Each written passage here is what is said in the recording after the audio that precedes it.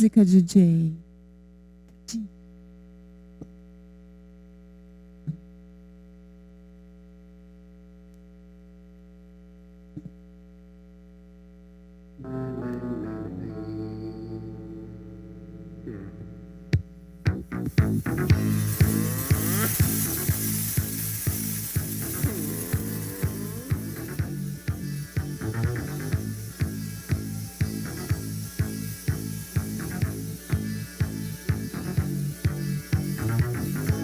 No centro da sala, diante da mesa, no fundo do prato, comida e tristeza, a gente se olha, se toca e se cala.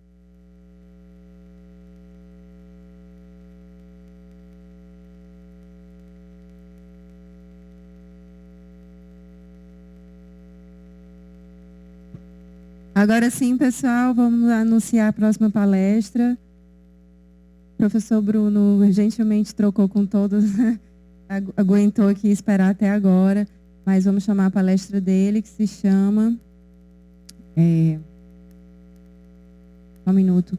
Ciência Quântica e Meio Ambiente. Não, é isso mesmo, é Ciência Quântica e Meio Ambiente, a física quântica construindo um futuro inteligente e sustentável, não é isso, professor? Hã? Não é.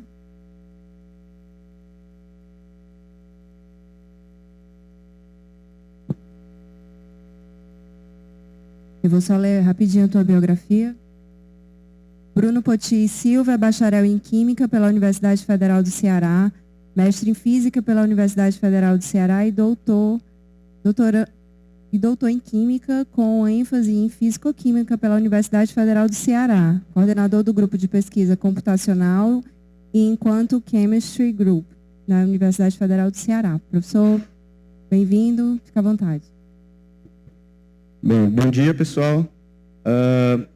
Queria aproveitar, né, que aqui eu vou trazer um pouco da parte mais fundamental, né, excelentes palestras com aplicações, certo?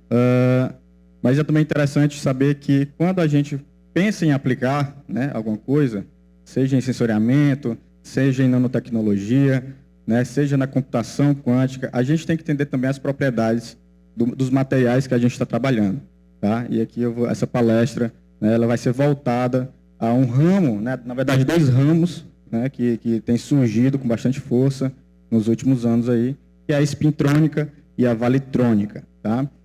Elas são bem análogas, né, são bem parecidas com o que a gente vê da eletrônica, mas a eletrônica a gente trabalha com carga elétrica, né, retirando informação ou transportando informação a partir da carga elétrica. Aqui na espintrônica, né, e na valitrônica a gente faz essa distribuição de informação, né, a partir de grau de liberdade quânticos, né, que são o spin e o vale, né, que a gente vai definir aqui no decorrer da palestra, tá? Passando aqui, acho que ficou um pouco claro, né, demais aqui. Pronto. Mas por que eu estou focando nessa parte de materiais bidimensionais, né? Se vocês prestaram bastante atenção nas palestras que passaram, a gente tenta sempre diminuir a escala de tamanho do material a ser utilizado, certo? Só que à medida que a gente vai diminuindo essa escala de tamanho, os efeitos quânticos eles vão ficando cada vez mais perceptíveis, certo? E uma classe de materiais que vem ganhando bastante destaque, principalmente pelas suas propriedades, são os materiais bidimensionais, né? E essa procura por materiais bidimensionais, ela começou com a descoberta do grafeno em 2004, né, pelo Novoselov. Tá? Um trabalho do Novoselov de 2004, que foi publicado na Nature, certo? Na Science, desculpa, em que ele conseguiu sintetizar, né, ele conseguiu obter o grafeno a partir de esfoliação do grafite. Tá? Então, o que é o grafite? O grafite são camadas de grafeno que são superpostas e interagem, são ligadas entre si por forças de Van der Waals. Tá? Então, ele conseguiu retirar essa camada, né, essa folha de grafeno, que nada mais é do que anéis aromáticos ligados entre si, né, numa estrutura que a gente chama de estrutura de honeycomb, ou favo de mel. Tá? E essa estrutura de favo de mel ela é muito interessante porque ela traz propriedades eletrônicas que que são características desse tipo de estrutura. Então, no que a gente fala de materiais bidimensionais hoje, a gente procura a construção e estudar materiais que possuam esse tipo de estrutura, né, do tipo honeycomb, tá? Mas por que utilizar também materiais bidimensionais? Primeiro, porque eles oferecem uma plataforma de construção de heteroestruturas, como a gente pode ver aqui, tá? A gente tem aqui a gente tem materiais como baseados em fósforo, em molibdênio, né? Mas também existem possibilidades de você construções de materiais, por exemplo, com uma camada contendo molibdênio e outra camada contendo tungstênio, que são heterocamadas que são bastante estudadas hoje em dia, tá? Então, isso é um dos pontos positivos de trabalhar com o material bidimensional, essa variedade na construção de heteroestruturas, tá? A construção do material também pode ser visada de acordo com as propriedades previstas por modelos teóricos. Então, hoje em dia, a gente conta com modelos teóricos que são utilizados amplamente, certo? Para entender a estrutura eletrônica desses materiais, tá? Não só a estrutura eletrônica, como as propriedades ópticas do material também. Uma vez que esses materiais visam a aplicação em eletrônica, né, ou espintrônica, ou valitrônica, a gente precisa entender como é que as características da estrutura eletrônica desse material, tá? E os modelos teóricos que a gente utiliza hoje comumente, inclusive, eu fiz mestrado e doutorado focado em um desses modelos, que é a teoria do funcional da densidade, tá? A gente também tem o método GW, que é um método que usa uma função matemática chamada função de Green, certo? E modelos contínuos. Esses modelos contínuos são muito aplicados para estudo de partículas ou fenômenos ópticos que ocorrem, né, a nível aí atômico, como os extons, os polárons, né, que são partículas ou quase partículas, que são importantíssimas para entender as propriedades de materiais que são aplicados em eletrônica, tá? E as propriedades, né, que são observadas nesse tipo de material é que a dimensionalidade reduzida, ela vai levar a um forte confinamento quântico, certo? Então, isso é importante também. A ausência de massa efetiva, né, dos elétrons, ou seja, você tem um carreador que tem uma alta mobilidade, certo? Carreadores de carga, elétrons, eles conseguem se mover mais rapidamente na superfície do material, tá? Porque eles se comportam como se fossem partículas sem massa. Claro que isso vai depender da estrutura eletrônica do material, não é todo material que vai ter essa propriedade, então a gente sempre faz a previsão teórica, primeiramente, da estrutura eletrônica do material, para então entender como é que se ocorre de fato essa questão das massas efetivas e como ela vai influenciar nas propriedades eletrônicas do material, tá? E também a energia, o aumento da energia de ligação do que eu falei antes, dos extons, tá? Esses extons eu vou explicar mais para frente, com mais detalhe, tá? Mas eles são muito importantes para essa parte, né, para o estudo das propriedades optoeletrônicas de materiais, tá? Mas antes de falar dos modelos teóricos, né, para não ficar só em teoria, esses materiais eles já vêm sendo sintetizados, tá? Em 2017 foi sintetizado um material baseado em molibdênio, né, que é chamado de Janus material, foi o primeiro material dessa classe que foi sintetizado. Em 2004 a gente teve o grafeno, então o grafeno vem sendo estudado amplamente, né, não só o grafeno, a estrutura do grafeno em si, mas superfícies de grafeno funcionalizadas para melhorar suas propriedades em catálise, para aplicação em catálise, para aplicação em eletrônica e por aí vai, tá? Mas aqui a gente tem alguns métodos, certo, que a gente pode estar sintetizando, pode estar utilizando para sintetizar esse tipo de material. Existem duas vias de síntese, o que a gente chama de top-down, que é partindo da estrutura cristalina e chegando a uma estrutura de mais baixa dimensionalidade, ou down-top, tá? Que é o contrário, a gente parte da escala atômica e chega ali à escala bidimensional, tá? E existem alguns métodos que são utilizados para esse tipo de síntese. Como eu falei, a esfoliação, que foi utilizado, a esfoliação mecânica, né, que foi utilizado para obter as folhas de grafeno, tá? E hoje em dia, um dos métodos mais utilizados para a síntese de materiais bidimensionais é o CVD, né, que é a deposição química a vapor. Você faz a deposição do material em uma superfície, né, uma superfície bidimensional, e aí aquele material, o vapor, ele vai se organizar de tal forma em que ele vai obter características estruturais do suporte que você está utilizando, tá? Então, que são alguns métodos experimentais de fazer esse tipo de síntese. Eu voltei. Pronto. Isso. Pronto. Mas, e a estrutura eletrônica desses materiais? Como é que eu posso descrever? Primeiro, para entender a estrutura eletrônica desse tipo de material, eu preciso saber o que é estrutura eletrônica, né? Eu creio que o pessoal aqui é mais do ensino médio, né? Mas tem alguns alunos de graduação também, e talvez de pós.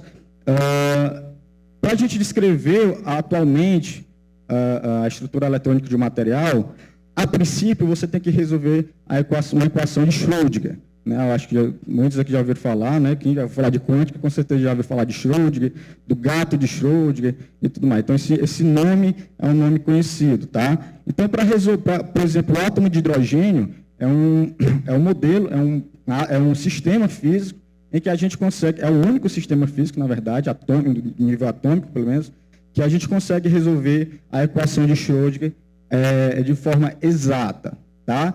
Mas essa equação aqui, ela é o ponto de partida para você fazer a descrição da estrutura eletrônica. Então, quando a gente resolve a equação de Schrödinger, né, onde a gente descobre a função de onda como tendo uma parte radial e uma parte angular, você dá origem àqueles números quânticos que a gente vê lá no ensino médio, que é o número quântico principal, o 5-dário, né, o azimutal e o de spin. Tá? Todos esses números quânticos, eles surgem a partir da resolução da equação de Schrödinger do átomo de hidrogênio. Tá?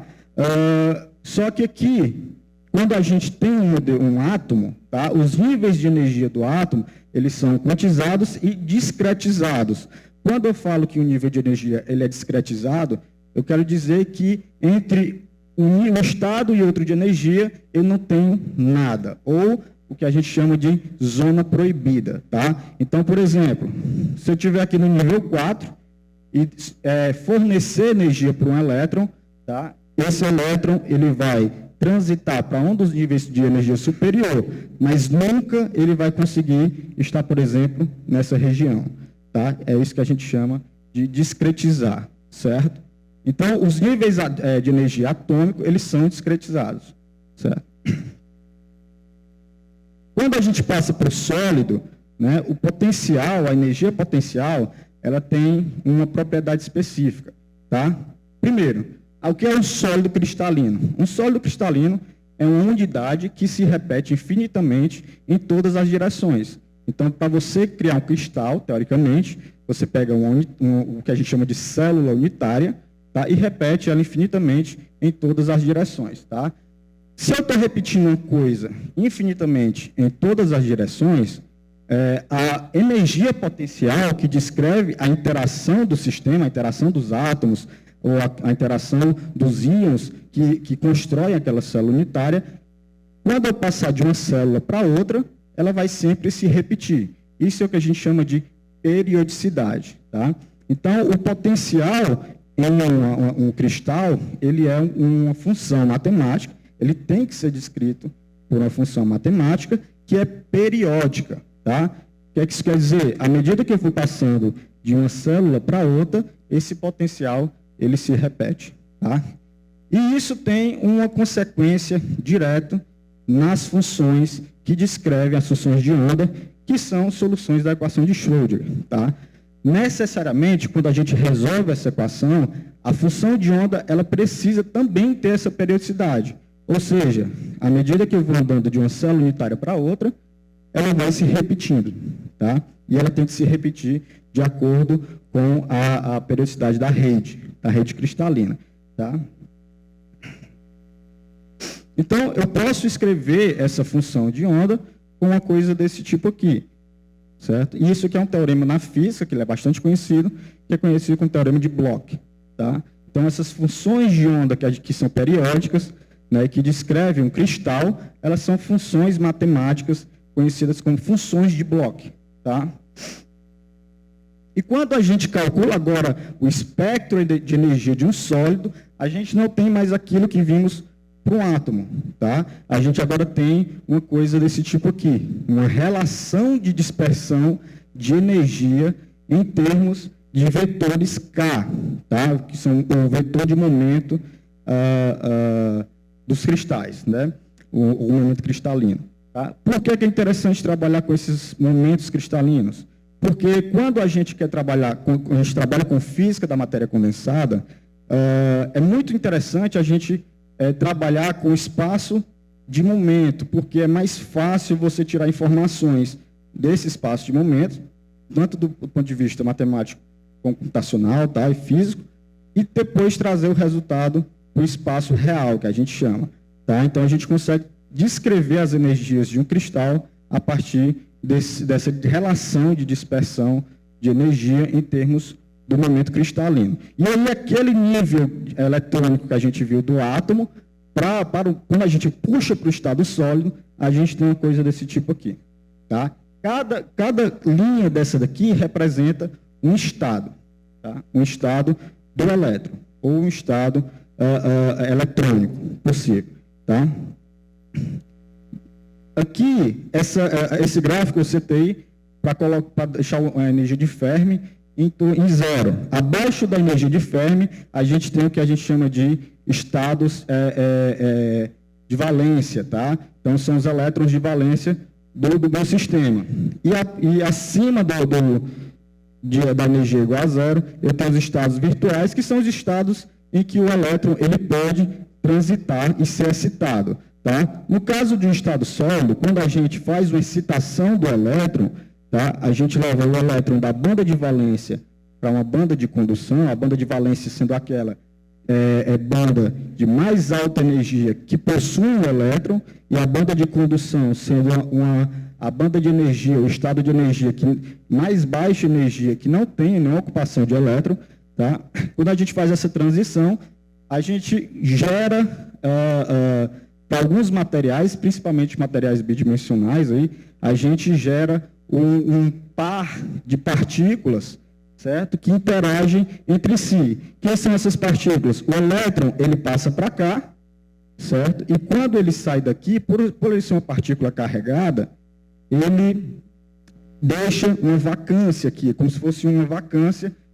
E essa vacância, e todos os elétrons junto com essa vacância, se comportam como uma partícula que a gente chama de buraco. Essa partícula vai ter as mesmas propriedades do elétron, porém a carga é positiva. Tá? Então você vai ter uma carga positiva aqui e uma carga negativa aqui. Se essas cargas estiverem muito próximas umas das outras, opostos se atraem, lá da eletricidade. Então a carga positiva vai interagir com a carga negativa e vai gerar o que a gente chama de exton. Tá? Então, o exton, que é aquilo que eu falei no começo, que é uma partícula que é muito importante para as propriedades optoeletrônicas do material, ele surge dessa forma. Tá?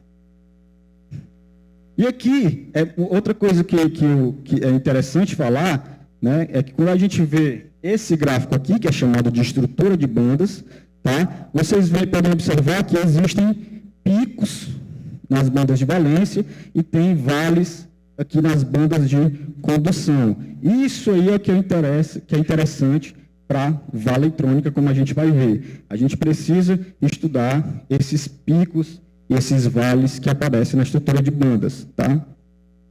Por que é interessante? Porque a gente vai ver que esses pontos na estrutura de bandas podem ser usados para carregar ou estocar informação. Tá? No código, na computação, né, clássica, você estoca a informação em código binário, né, 0 ou 1. Então, a gente pode usar esses vales para poder fazer a estocagem dessa informação também como código binário, como a gente vai ver, tá? Pronto.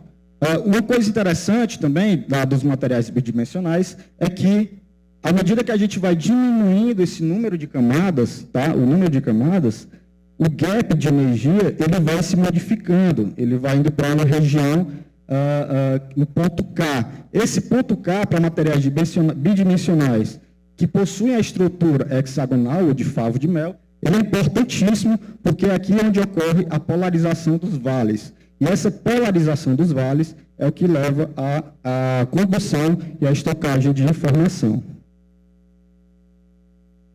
Tá? Como eu mostrei aqui, ó, aqui na estrutura de favo de mel, eu tenho dois pontos. Nesse ponto K, eu tenho o ponto menos K e o ponto K. Tá? Eles vão estar na borda aqui nas bordas da estrutura, né, de favo de mel, estrutura hexagonal, e aí eles são relacionados um com o outro com a coisa que a gente chama de inversão temporal. Tá? A inversão temporal nada mais é do que eu trocar o termo T por menos T, tá? Matematicamente falando. Só que uma coisa que deve ser salientada, esse tipo de estrutura, que foi encontrado primeiramente por grafeno, né? No caso do grafeno, ele também tem simetria espacial, ou seja, se eu multiplicar, por exemplo, a coordenada desse ponto por menos 1, ele troca com a coordenada do K. Tá? E essa essa simetria não é interessante. Então, por que é interessante trabalhar com tipos de materiais como esse aqui, que são chamados de TMDs? Porque eles não possuem essa simetria espacial. E essa simetria espacial, ela pode causar, por exemplo, despolarização dos vales e a perca de informação. Então, com a quebra de simetria, eu consigo ter a polarização dos vales e, assim, a estocagem ou a dissipação de informação. Pronto. Eu vou falar aqui rapidamente de spin, pseudo-spin, porque já está acabando aqui, tá? O spin, né, a gente já conhece, quando você descreve o átomo, né, você tem a descrição de spin, é como, até um tempo atrás, né, o pessoal, pelo menos didaticamente, usava o spin como sendo uma rotação no eixo do elétron, né, mas a gente sabe que isso não é verdade, tá? Mas é uma forma didática de você visualizar o que é o spin. Tá? E eu tenho o pseudo-spin. O pseudo-spin, ele nasce do vale, desses vales de energia, tá? Nos pontos K, que é justamente a polarização desses vales. E essa polarização ela ocorre como resposta a uma luz incidente. Então, se você coloca uma luz incidente polarizada para a direita, o vale K dá sinal. Se você bota uma luz polarizada à esquerda, o vale menos K vai dar o sinal. Tá? Então, isso aí pode ser usado como, por exemplo, um código binário, onde quando você tem uma luz polarizada para a direita e você tem um sinal, você tem um 1, e quando você tem a luz polarizada para a esquerda e tem um sinal, você tem um 0. Então, você tem um código binário que pode carregar informação. Tá? O spin, ele nasce de uma teoria chamada teoria mecânica quântica relativística, foi formulada no trabalho de Paul Dirac, tá? E também de teorias quânticas de campo. Ele nasce naturalmente. Quando a gente aprende spin pela primeira vez, é uma coisa meio que é uma propriedade da matéria e vamos aceitar, né? Mas ele nasce naturalmente de mecânica quântica relativística. Tá?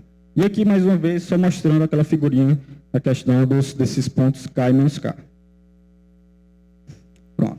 Então, eu vou falar o que é spintrônica e o que é valitrônica de fato, né? Tem esses conceitos colocados. Como eu falei, o spin é mais fácil de observar ou de utilizar o spin hoje em dia, porque você tem vários métodos de polarizar o spin. A polarização é que vai me dar uma resposta e para poder usar como estocagem ou dissipação de informação. No caso do spin, você pode utilizar campos magnéticos. O spin, na verdade, ele é o responsável pela resposta magnética de materiais. Então, se você tem materiais magnéticos, ele pode ser utilizado para spintrônica, você utiliza algum método utilizando campo magnético, aplicação de campo magnético, e aí a forma como esse material vai responder o campo magnético pode ser utilizado aí como, por exemplo, a computação quântica, né, para estocagem ou dissipação de informação. Tá? Aqui são as várias formas que eu tenho de fazer essa polarização de spin, de ter esse 0 e 1 relativo ao spin. Tá?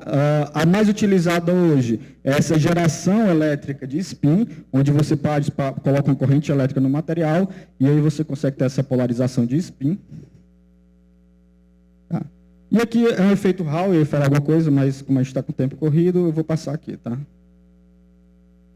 Algumas aplicações de spintrônica, sensores, memórias, né, de acesso randômico, só que no caso aqui magnético, diodos, fotodiodos, tá? Células solares também podem ser utilizadas. Nas células solares você usa o spin para fazer a conversão de energia solar em energia elétrica, tá? Transistores de efeito de campo e instrumentos de spintrônica. Tá?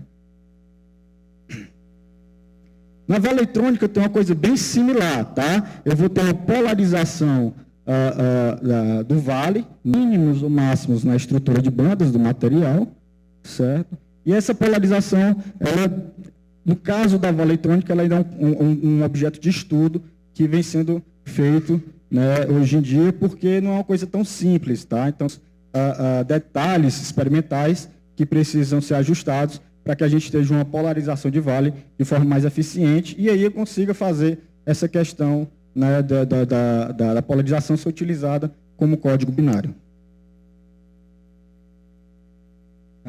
Então, aqui é só um exemplo, tá? Se eu tiver, como eu falei, você pode utilizar essa polarização. Se eu polarizo o vale menos K, eu tenho 0. Se eu polarizo o vale mais K, eu vou ter 1. Então, à medida como o teu material vai responder, né, essa resposta a partir dessa polarização de vale, eu tenho um código binário e assim eu posso carregar ou estocar a informação. Só passar aqui. Opa, vai voltando.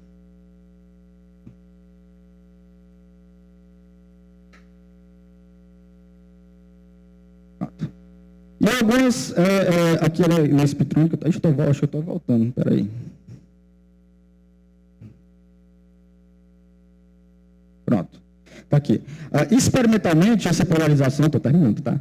Essa polarização de vale, ela pode ser medida por uma técnica chamada fotoluminescência. Tá? Essa fotoluminescência é o quê? Você já irradia o material com luz, essa luz ela vai excitar o elétron, né? E aí você vê essa polarização, você pode medir essa polarização do vale a partir do momento que você, essa luz que é incidida sobre o material, ela é circularmente polarizada para a esquerda ou para a direita. Dependendo da resposta, então, do material no espectro de fotoluminescência, você tem a polarização aí, uma resposta de polarização mais positiva ou negativa.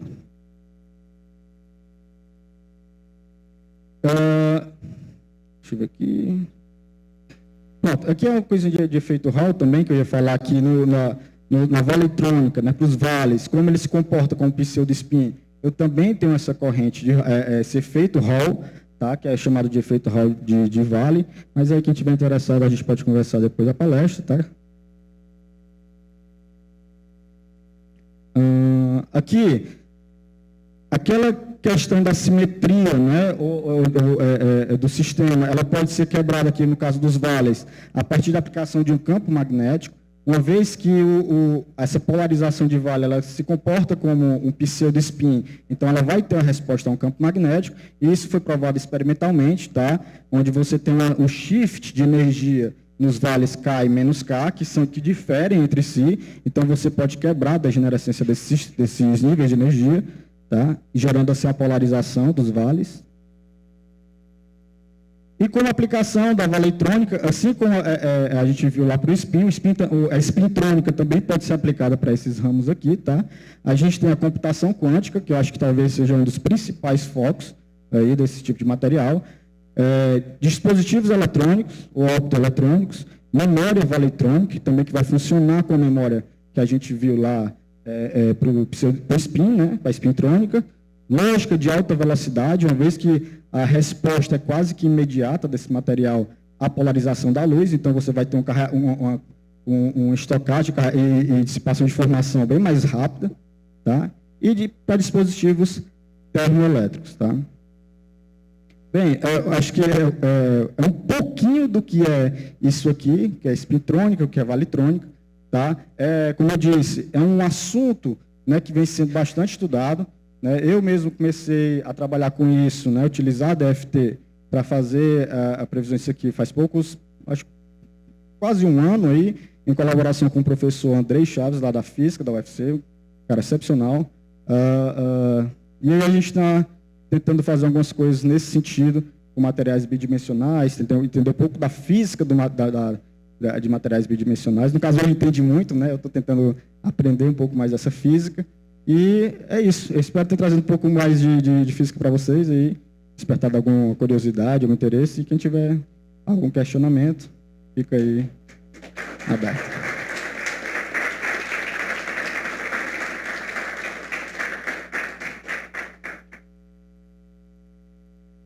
Oi. Obrigada, professor Bruno. Muito interessante sua palestra. Fiquei aqui tentando entender tudo, mas confesso que é bastante um conteúdo denso, né? Para o momento, assim, para tão pouco tempo. Alguém tem alguma dúvida, pessoal? Bom, primeiro queria parabenizar o professor pela palestra, né? É um tema que, para mim, é bem complexo. Eu acho bem complexo, mas eu vejo claramente a importância dessa área, né? Porque é algo que permite avanços rápidos, né? Muito mais rápidos em muitas áreas, né? E aí a pergunta que eu tinha, na verdade, era mais assim, pedir o professor que explicasse um pouco sobre isso,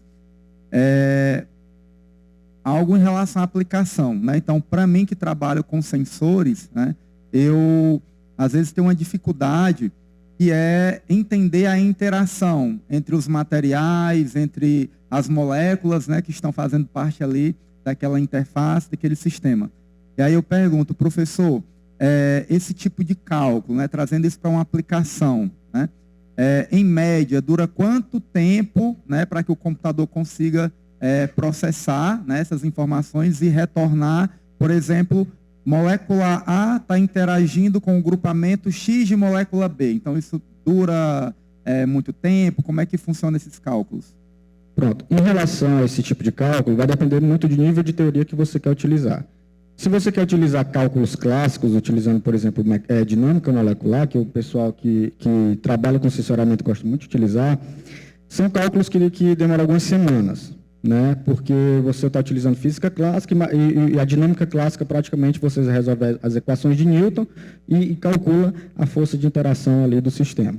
Tá? Aí você vai só modificando ali a forma conformacional em que a molécula está interagindo com a superfície, por exemplo, e aí vai calculando os potenciais de interação naquele sistema, e aí você vai ter a conformação, que a molécula melhor interage, onde a molécula vai interagir melhor. Tá? Só que o problema do cálculo clássico é que ele não vê formação de ligação, porque formação de ligação é um fenômeno puramente quântico. Então você vai ter que usar cálculos quânticos, por exemplo, baseado em DFT. Então, um cálculo, dependendo da complexidade, claro, dependendo da complexidade do sistema, um cálculo clássico vai demorar no máximo um mês, no máximo. Tá? Enquanto um quântico aí já pode botar 2, mas aí o senhor está falando em relação ao computador comum? Não, né? Um computador... Não, quântico não. Quântico aí é minutos, segundos. Um computador, então, pelo menos assim, de uma configuração... O computador atual é mais ou menos isso aí. Dependendo da complexidade do sistema. Pode ser que o sistema rode um dia, mas vai depender muito do tipo de molécula que você tem, que está interagindo, e do tipo de superfície que você tem. E se vai precisar parametrizar, por exemplo, campos de forças, se já tem campos de forças parametrizados, se não tiver, então você vai ter que mexer nos parâmetros do cálculo para fazer com que essa interação ela seja fisicamente mais plausível, né? Então tem essas questões. Né? Se for um sistema que já é bem conhecido, que já tem campos de força, por exemplo, a dinâmica molecular, então normalmente dura bem menos, né? Mais tranquilo o cálculo. Tá bom, professor. Obrigado. De nada. Mais alguém, pessoal? Professor Bruno, a gente gostaria de lhe agradecer a sua palestra, a sua participação. Muito obrigado por ter comparecido aos primeiros simpósios Norte-Nordeste de Ciência Quântica. Ficamos muito honrados com a presença. Pessoal, Na manhã de hoje a gente vai encerrar com vocês aqui, com os meninos do liceu que estão fazendo o experimento de nanopartículas. Quando vocês passarem aqui fora, na saída da recepção, não deixe de acompanhar a feirinha de ciência que a gente trouxe. E a gente se encontra novamente depois do almoço aqui mesmo no auditório para a continuidade das palestras.